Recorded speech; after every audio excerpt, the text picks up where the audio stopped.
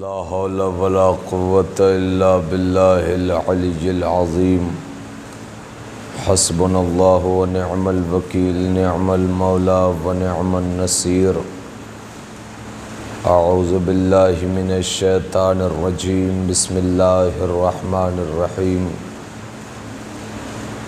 الحمد لله رب العالمين الصلاة والسلام والتحية والإكرام على النبي المكي المدني القرشي الهاشمي الابتهي مولانا ومولى الثقلين جد الحسنين أبي القاسم محمد وآله الطيبين الطاهرين المعصومين المظلومين ولعنة الله على أعدائهم وغاصب حقوقهم ومنکر فضائلهم ومصائبهم اما بعد فقد قال الله تبارك وتعالى في قرآن المجيد وقوله الحق بسم الله الرحمن الرحيم قل لا أسألكم عليه أجرا إلا المودة في القربى صلوات پڑھیں محمد علیہ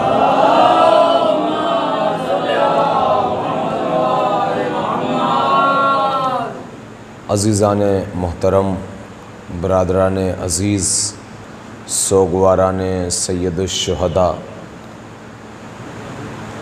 آج تاریخ ایسی ہے کہ فضائل پڑھنے کی ضرورت نہیں ہے زیادہ، لہٰذا میں چند جملے بس تمہیداً آپ کی سماعتوں کے حوالے کر کے اس کے بعد انشاءاللہ آج کی شب کے حوالے سے جو پردرد مصائب کربلا کے میدان میں رونما ہوئے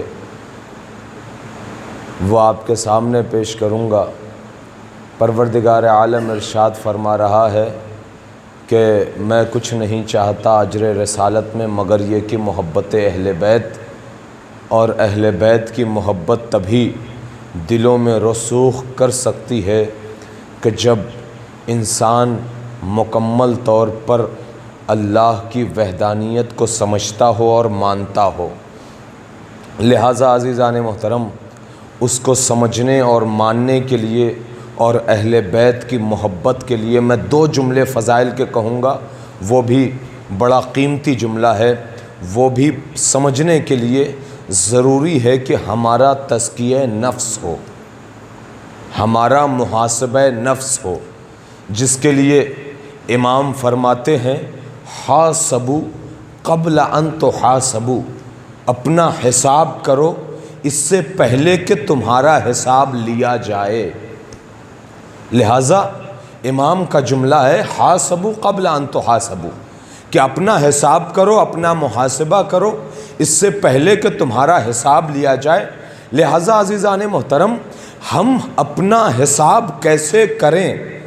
امام فرماتے ہیں، بلکہ مولائے کائنات فرماتے ہیں حاسب نفسک لنفسک، تم اپنے نفس کا جب تک محاسبہ نہیں کرو گے تب تک تم کامیاب نہیں ہو سکتے۔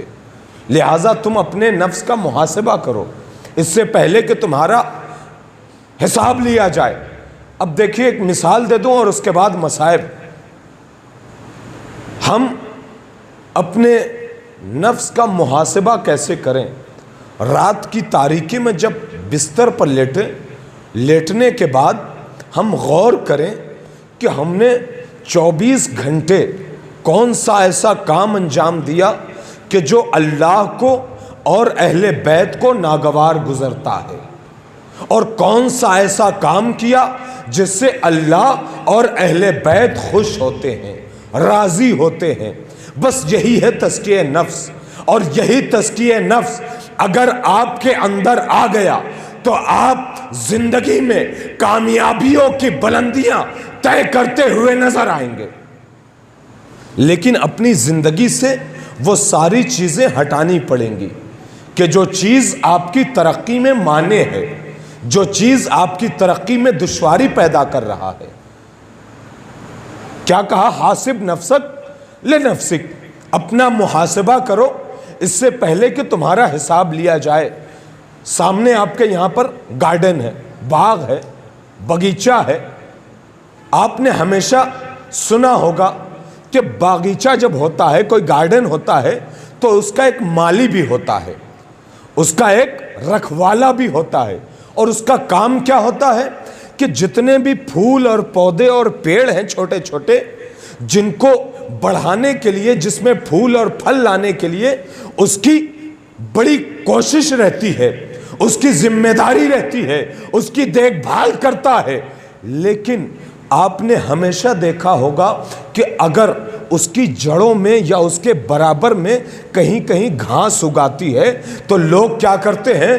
فوراً کہیں گے باغبان کہاں ہے یہاں کا؟ یہ گھاس جو پودوں کو درمیان اگئی وہ ہٹا کیوں نہیں رہا ہے؟ تو آپ سوال کریں گے بھائی وہ بھی ایک پودا ہے اور یہ بھی ایک پودا ہے، اس کو آپ نے لگایا، یہ قدرتی طور پر لگ گئی۔ لیکن آپ کہیں گے نہیں، یہ گھاس اس درخت کے لیے مانع ہے، اس پودے کے لیے نقصان دہ ہے۔ میں کہوں گا بھائی کیوں نقصان دہ ہے؟ آپ یہی کہیں گے کہ دیکھیے وہ جو مٹی ہے، وہ جو جگہ ہے، وہ اس پودے کے لیے رکھی گئی ہے، لہٰذا اب اگر اس پودے کے علاوہ کوئی اور چیز وہاں پر آ گئی تو جو اس کو چیز چاہیے اس چیز کو یہ بھی لے رہا ہے، یہ بھی فائدہ اٹھا رہا ہے۔ اب پیڑ کو کیا چاہیے؟ اس کو پانی چاہیے، ہوا چاہیے، نمی چاہیے، لہذا جو پیڑ کو نمی اور نمو چاہیے وہ پیڑ تک تو پہنچ رہی ہے، لیکن اس پیڑ میں مکمل نہیں پہنچ رہی ہے، بلکہ اس کے حصے کا کچھ حصہ یہ گھاس لے رہی ہے۔ توجہ، اس پیڑ کا جو مکمل حصہ اس تک پہنچنا چاہیے وہ پہنچ نہیں رہا ہے، بلکہ گھاس تک پہنچ رہا ہے، لہٰذا باغبان سے یہی کہا جائے گا کہ تم گھاس کو ہٹاؤ، کیونکہ مکمل نمی، مکمل ہوا اس پودے تک پہنچے۔ میں یہی کہتا ہوں کہ اگر کائنات میں زندگی جیتے ہو تو جتنی بھی رکاوٹیں سامنے آئے ان سب کو دور کرو۔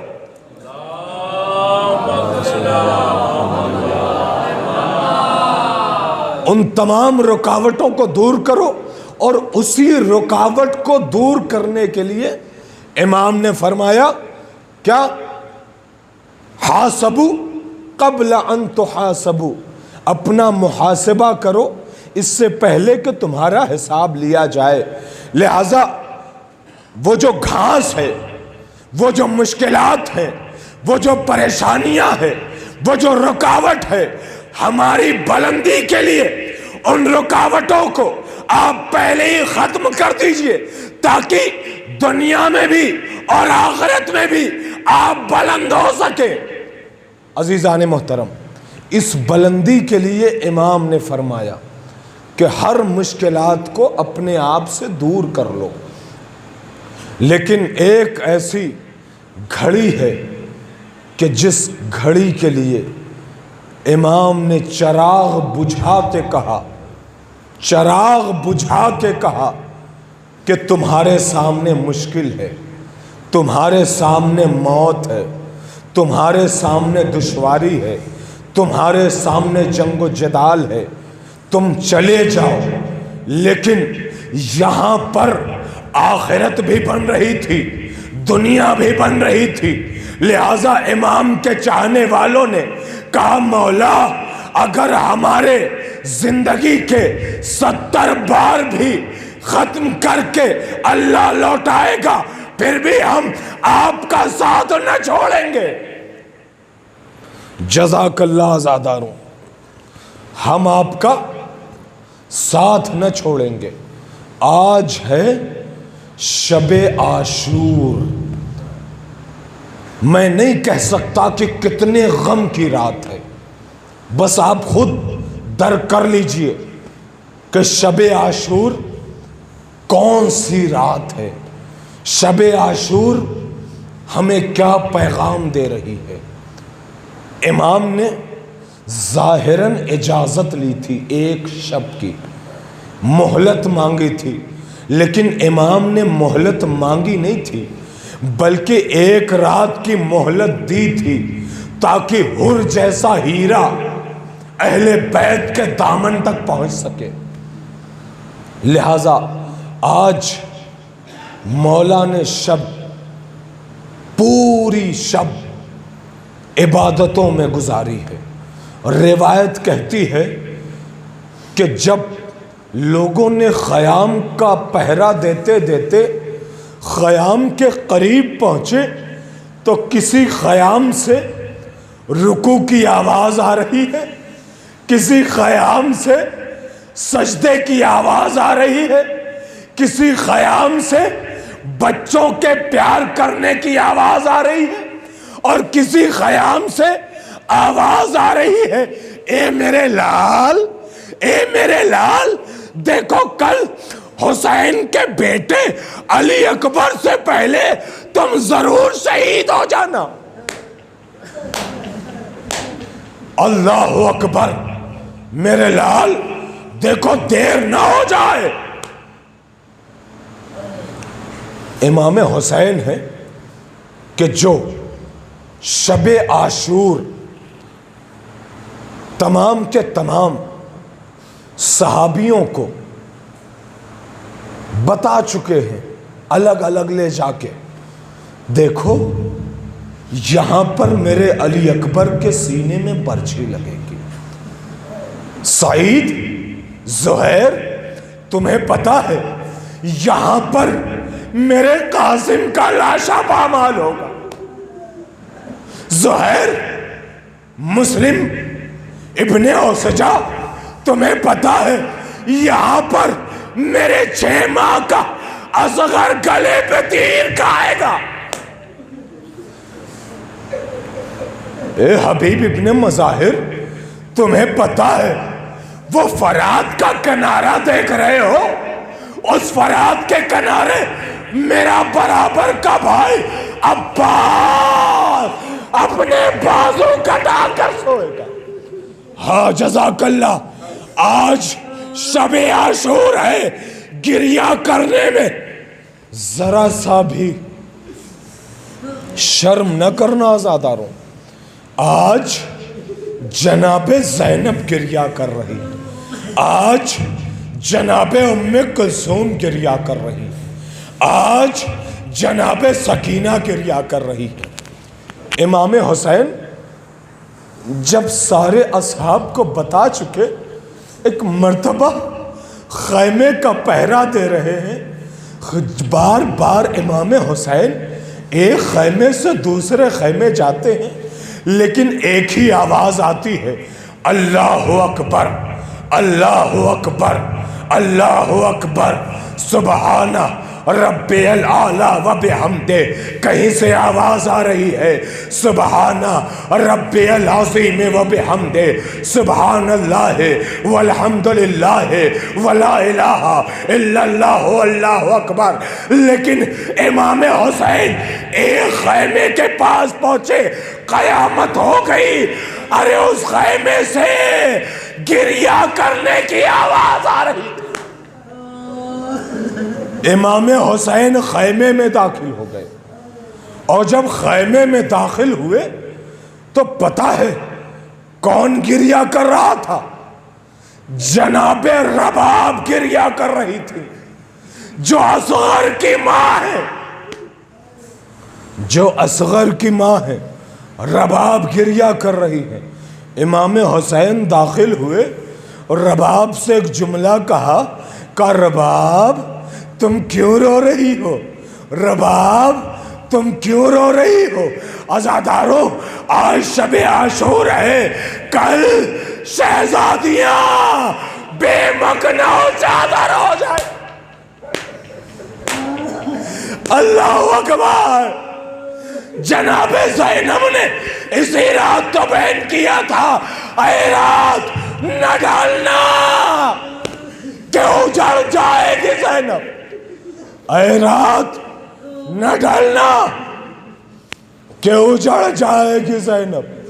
ہاں زادارو، امام حسین نے رباب سے سوال کیا، اے رباب گریہ کیوں کر رہی ہو، کیوں رو رہی ہو؟ رباب نے کہا، میرے آقا، میرے مولا، میں نے دیکھا ہے ہر بیوی کے پاس کوئی نہ کوئی آپ پر فدا کرنے کے لیے ہر کسی بیوی کے پاس ایک جوان موجود ہے۔ بڑا عجیب مرحلہ ہے۔ رباب کہتی ہیں ہر بیوی کے پاس کوئی ایک آپ پر فدا کرنے کے لیے موجود ہے۔ اے میرے آقا، جناب لیلا کے پاس کڑیل جوان ہے، جناب فروا کے پاس جناب قاسم ہے، لیکن اے آقا میرے پاس کوئی نہیں ہے، میں کسے پیش کروں گی؟ جملہ سن سکو گے تو سن لو۔ شب عاشور ہے، امام حسین نے کہا، اے رباب گریہ نہ کرو، رباب گریہ نہ کرو۔ کہا، اے میرے آقا کیوں نہ کروں؟ میرے پاس دو ہے، لیکن ایک 6 مہینے کا اور ایک 3 سال کی بچی، میں کیسے آپ کے اوپر فدا کروں گی؟ میرا بچہ اتنا چھوٹا ہے کہ خیمے سے باہر نہیں جا سکتا، اور ایک بچی ہے کہ جو جہاد کر نہیں سکتی۔ مولا میرے پاس کوئی نہیں ہے۔ روایت کہتی ہے عزاداروں کہ حسین نے سر کو جھکایا، اور جھکانے کے بعد رباب کے سامنے گریہ کرنے لگے۔ گریہ کرتے کرتے سر کو اٹھایا، کہا، رباب کل تمہارا اصغر جیسے عباس جنگ کے میدان میں معرکہ طے کرے گا، کل تمہارا علی اصغر بھی ویسے ہی میرے ہاتھوں پہ جنگ کرے گا۔ اللہ اکبر! تمہارا لال 6 مہینے کا علی اصغر بھی جیسے عباس جنگ کریں گے ویسے علی اصغر جنگ کرے گا۔ رباب تم پریشان نہ ہو، تمہاری 4 سالہ بچی کربلا کے میدان میں نہیں، لیکن کربلا کے بعد خیام حسینی میں دامن جلے گا، چہرے پہ تماچے مارے جائیں۔ اے رباب سکینہ کے گوشوارے چھینے جائیں گے، اے رباب سکینہ کے تماچے مارے جائیں گے، اے رباب کوفہ سے شام میں یہ بچی کہے گی، اے میرے بابا اب برداشت نہیں ہوتا۔ سکینہ بین کرتے کرتے شام کے دربار میں دنیا سے گزر جائیں گی، لیکن ہاں عزیزوں، امام حسین کی مظلومیت اور امام حسین کا مصائب ہم اور آپ نہ سن سکتے ہیں نہ درک کر سکتے ہیں۔ ہم جتنا بھی رو لیں کم ہے عزاداروں۔ بس ایک جملہ سن لو کہ جب جناب علی اصغر کو امام حسین نے پشت خیمہ دفن کر دیا نا، تو ایک آواز آئی پیچھے سے۔ کیا آواز آئی؟ السلام علیکہ یا شیخ۔ جیسے ہی آواز آئی امام حسین نے پیچھے مڑ کر دیکھا، اور دیکھنے کے بعد ایک جملہ کہا، اے شخص بتاؤ تم کون ہو؟ میں جب سے کربلا آیا ہوں مجھے کسی نے سلام نہیں کیا ہے۔ جو بھی آیا ہے کوئی تیر مارا ہے، کوئی تلوار مارا ہے، کوئی بھالا مارا ہے۔ تم کون ہو جو سلام کر رہے ہو؟ کہا، مولا میں قاصد صغرا ہوں۔ امام نے فوراً خط کو لیا اور پڑھنا شروع کر دیا۔ عزاداروں آخری جملہ، پڑھنا شروع کر دیا. کبھی امام روتے ہیں, آنکھوں سے لگاتے ہیں, لگانے کے بعد اچانک امام نے جو قاصد آیا تھا اس کے چہرے پر دیکھا. اب جیسے ہی دیکھا قاصد کے چہرے پر, ایک مرتبہ امام نے برجستہ کہا, اے قاصد کوئی سوال ہے؟ کہا ہاں مولا ایک سوال ہے جو میں بڑی دیر سے پوچھنے والا ہوں.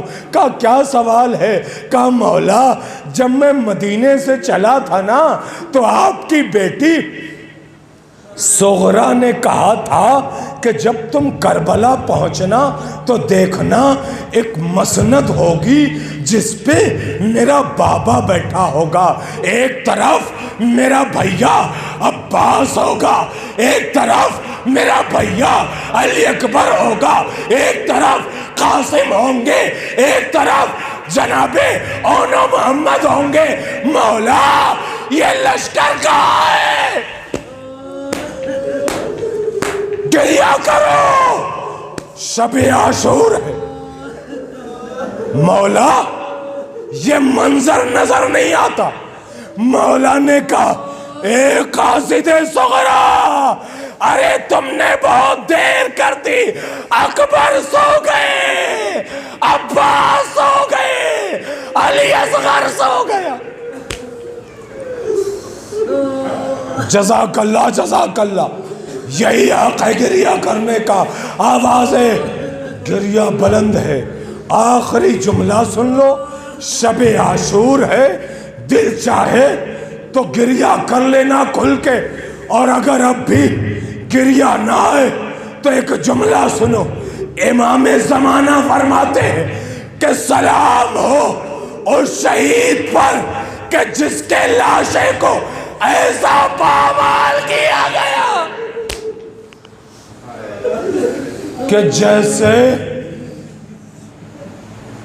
گھوڑوں کی ٹاپوں سے حسین کو پامال کیا گیا تھا. جناب قاصد ایک مرتبہ امام کو جواب دے چکے.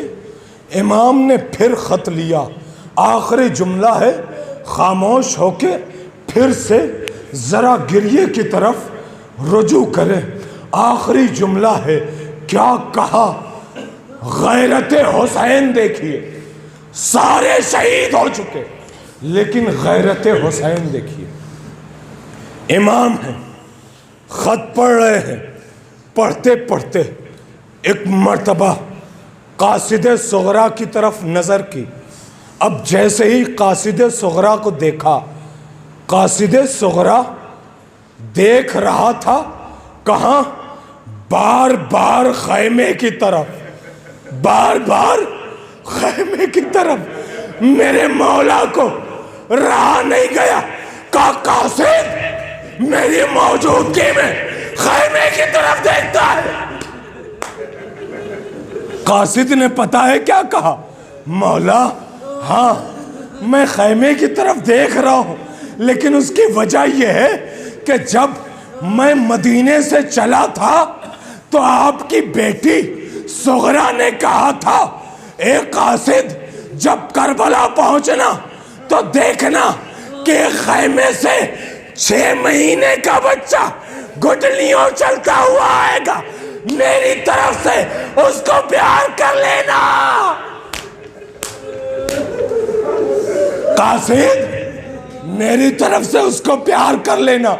امام نے ایک مرتبہ اپنے سینے کو پیٹا اور کہے قاصد ارے تم نے بہت دیر کر دی, ارے ابھی اصغر کی قبر بنا کے کھڑا ہوا تھا کہ تم نے آواز دی انا للہ و انا الیہ راجعون, رضا بقضائہ و تسلیما لامرہ. آپ کو ہماری اگر یہ ویڈیو اچھی لگی ہو تو لائک کریں, کمنٹ کریں اور چینل کو سبسکرائب کریں. والسلام علیکم ورحمۃ اللہ وبرکاتہ.